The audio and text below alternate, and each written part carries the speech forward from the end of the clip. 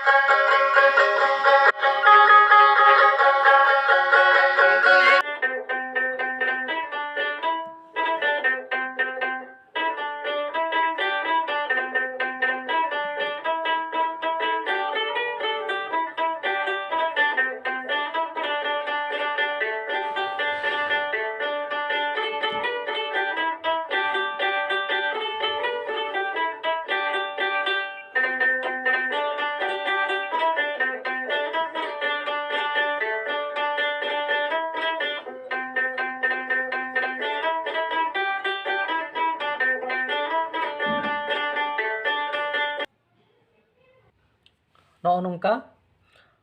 panel दारायते नौका माछा अब गोटा कांत नौका बन बनाव दाड़ेया बनाव काते अब नॉय मिट्टन पार्ट बन नाम दा जेलेंग को